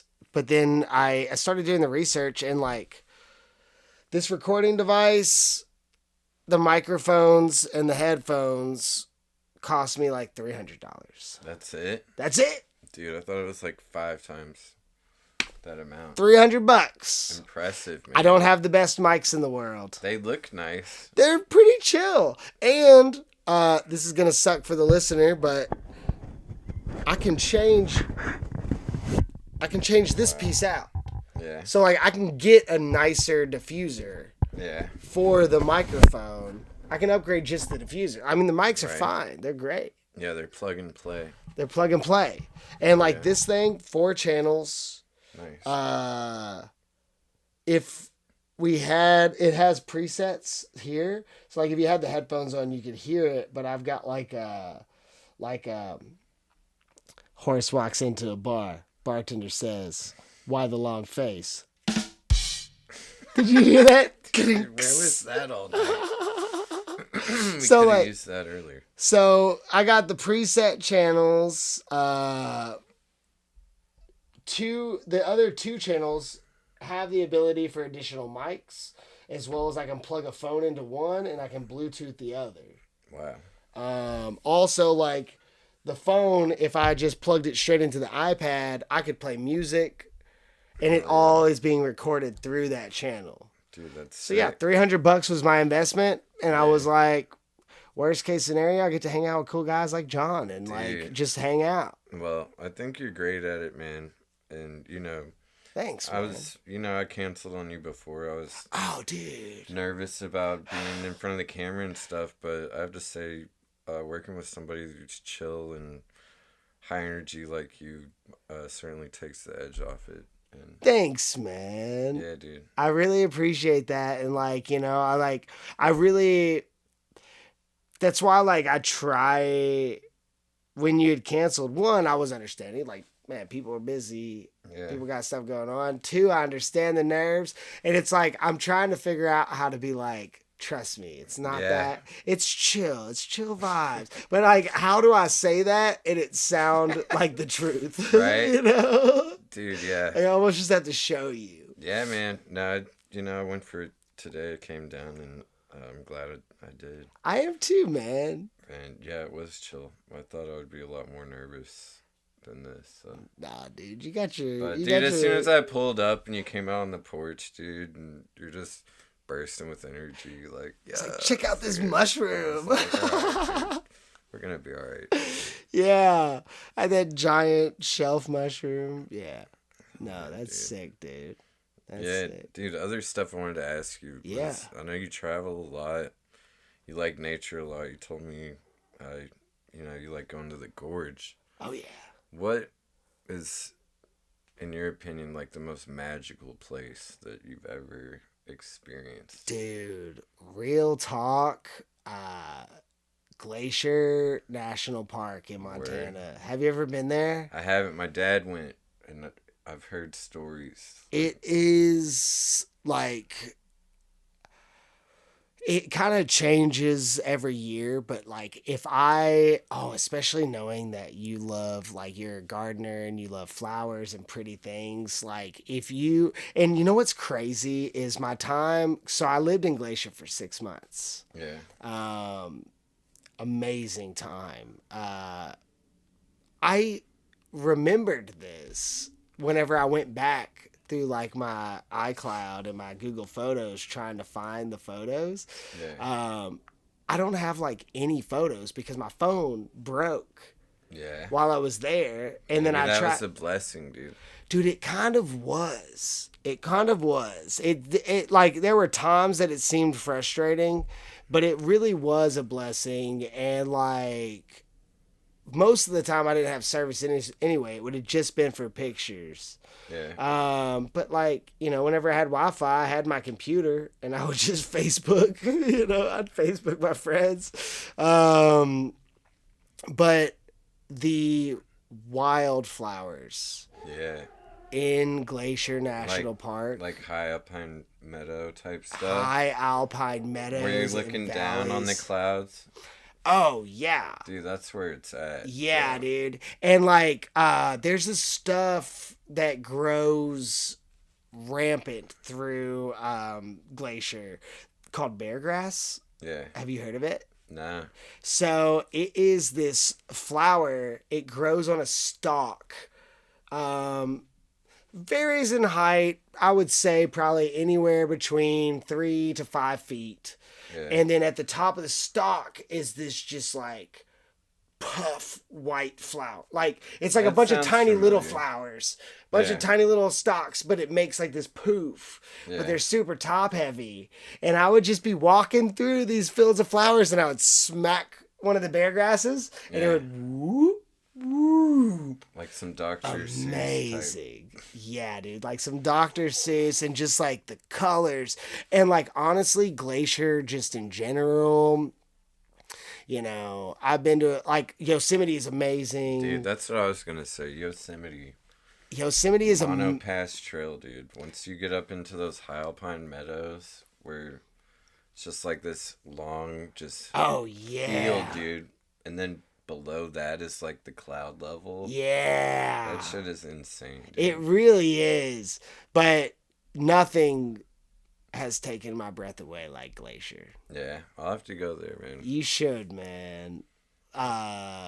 Like the pass doesn't even open until it didn't open until after July 4th, the year I was there. And there was still like 5 feet of snow around. But it's amazing. Like, it'll be like 90 degrees during the day, but then it's 60 at night. Yeah. And dude, so one story from that time, my homie Josh, he's actually about to head back to Glacier.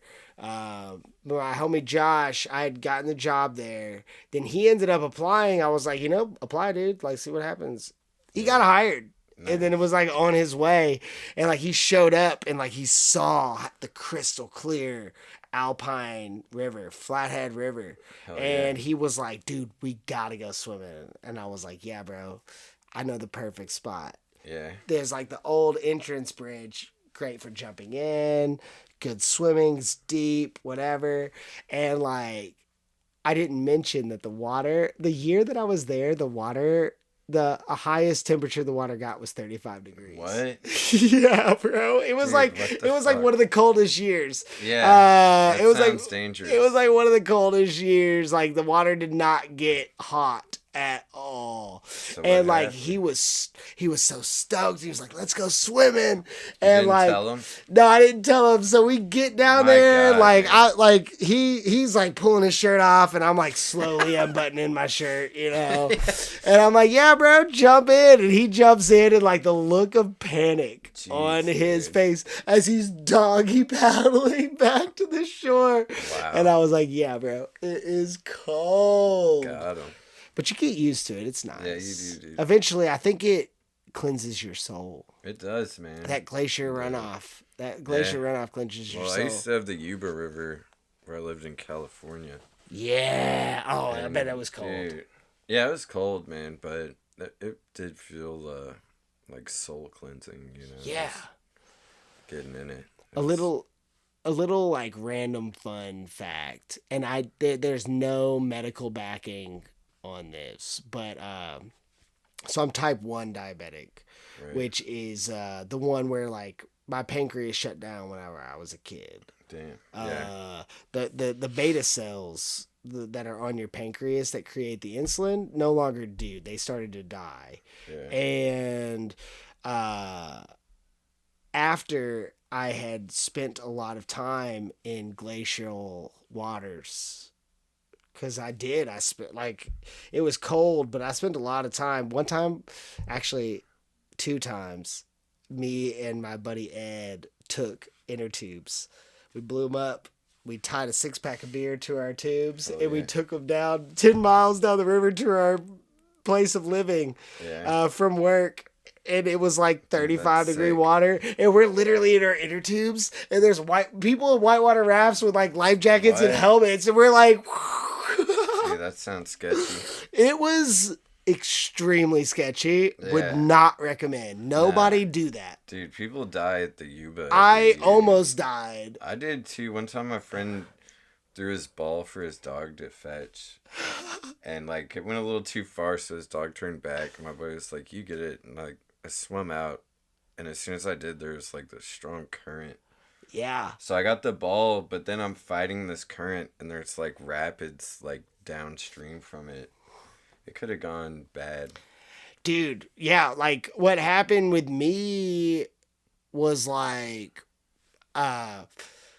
you know, we're like laughing and we're like seeing the whitewater rafters, and like I see Ed, and like I got like my beer, and I'm like, and I'm going backwards, and then I go over this rock, and I just flip, and then like I'm like, man, it's like. Did you lose the beers?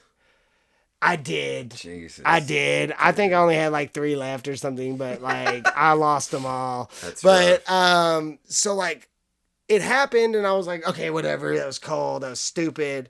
And then I was trying to catch up to my tube, and I'm swimming like normal. Well, where I had fell, I could stand up. Yeah. Well, I gassed myself, and then I go to stand up, Yeah. And the ground is not there. Oh, shit. So, like, I just... Dude. But I confidently went to stand up, so now I'm like... Yeah. And then the water is moving super fast now. And, like, I'm, like, trying... I lost my shirt. Yeah. I lost my hat. I lost a lot during that fall. And... it was really scary. Like like as I'm trying to get to the bank, it's like sandy, and I'm like grabbing it, and it's just breaking away. And I'm like, dude. Oh no. I didn't die. Never do. Yeah. You lost a lot, but not yourself, man. Not myself, man. And I learned a lot from it. Yeah, that's deep, bro. That's deep. Dude, a couple times I almost died in Glacier. Yeah. Oh boy. But, yeah. What's the other, dude? So the other was summiting Iceberg Peak with my friend Thaddeus, a.k.a. Thaddy Longlegs, as I like to call him. Big Thaddy. Daddy, addy, addy, addy, addy, addy, addy. Oh, my God. I'm totally going to clip that and send it to him. So me and Thaddy Longlegs are doing Iceberg Peak, and it's like this complicated... ascent, and you go up this notch, and then you get to the backside of the mountain, you traverse over, and then you come up again, and we're like kind of in this like little notch, and like the rock is so fragile in Glacier that like when you're doing summits like that, it's common to have the first person go like maybe like 100 feet and then like get to a safe spot and stop, and then the next person follows, so you don't kick rocks down on them. Right. And I don't remember the intricate details. Like, the way I feel like I remember it is he said he was good. And then, like, we can see the summit, but we're still, as I learned, like, probably like 40 minutes away. Because it's a complicated climb. But I'm, like, excited and I'm tired. So I start running up this notch. Whoa. And then I hear him yell, like, look out. Oh, shit, dude. And then, like, I look up and there's just, like, some small rubble falling. And then I just, like, I put my head down and I keep going. Then I just hear, get out of the way. Oh, no. And I look up and there's this huge boulder just like goom, goom, goom, goom down the mountain. And like I look to my left and it's like a 30-foot drop. And I look to my right. You're on ropes, right? No. You're just... It's scrambling technically. It's like class 4 scrambling. Dude. All right, that sounds sketchy as hell. It was super sketchy. So then, like to my right is like a cliff. It's like a wall, and it's like if I climbed that, I can't jump. If I climb that wall, I still might get hit by this rock by the time it gets to me. Yeah. So like I'm looking at it, and I'm just like, But you can't and I predict didn't. where it's gonna. It was one of my bounce first summits too. It was Yeah. one of my first summits. I didn't have a helmet. I didn't have anything. He had a helmet. He had all this gear. Right. And I was just like, I'm down. Jesus, I'm an dude. idiot. I bought a helmet like the next day. So what happened, dude? So I'm like looking at it. And it's just like... I bought a helmet the next day, I bet. I did. I went to town and I First went thing and bought you did. I went and bought a helmet. And like I'm looking at it and I'm just like... I didn't know what to do. And then just like at the last moment, I just dove on my stomach, covered my head. Wow. And, you know, according to him, it just grazed the top of my bag. For real? You know, Dude. it might not, I don't think it touched me, but it did bounce right over me. And then like, Wow. for what felt like an hour, just this small rock is just pouring on top of me. Yeah. It was probably Fuck, like 30 man. seconds. Yeah. But you got a good adrenaline rush. Dude. Yeah, it sounds like you nearly missed one there, man. I never do, buddy. But yeah, no, it was crazy. I got a pretty cool picture at the top of the mountain. Yeah. It's Iceberg Peak, and like the lake at the base of the mountain literally has icebergs floating in it. Yeah. It's super That's cool. tight. Yeah, it's super cool. Sounds cool. But like we got to the top and he like packed a bowl and was like, "Do you want to hit it?" And I was like, You "Nope. good? I want to be as sober as freaking possible Wow, getting dude. down this mountain, dude. I almost died. I Yeah. do not need to smoke You weed right drove now." home with the music turned off. Dude, we saw a moose on the way home. That's tight. Yeah. And it was like, They're like, massive, man. dude, we came around this curve. And it was dark, you know, middle of the national park. No lights. And then just like, there's just this like 8-foot, like it was way bigger than the car. Dude, they're huge. Right in front of us. And like watching it run away was almost like it seemed animatronic. Yeah. Like, it didn't even seem real. It was so big. Dude, they're massive, man. Yeah. Yeah. It's pretty cool. They're Pretty cool. I like moves. But yeah, man, Glacier, you got to check it out. All right. I'll check it out. Did you have anything else you wanted to talk about? I was going to ask you what your favorite album of all time was. If you could pick one. Of all time is really hard. Yeah, not necessarily the best, but maybe the one that most vibed with you through your life, or, you know, was most important to you, or reliable for you when you needed some uplifting or something. You know, lately I've just been really vibing with Queen. Yeah. And shoot, what is the name of the album? The opera album. I'm not sure. I'm not big into Queen, but I enjoy Queen. I feel like the opera album, like whenever I just think about, honestly what it is I watched the Bohemian Rhapsody. It's not a documentary, but it's like a reenactment. Right. And like watching that, like I've always loved Queen. Yeah. But then like seeing that and like seeing just what Freddie Mercury did. Yeah. And I've always loved it. But then just like what he was doing and what he was about, and then like learning about his life and then listening to some of those lyrics, and Yeah. I'm just like, damn. Yeah. No, he's Those a lyrics, he badass, wasn't dude. just making shit up. Like, he Nah. was like talking from the heart, man.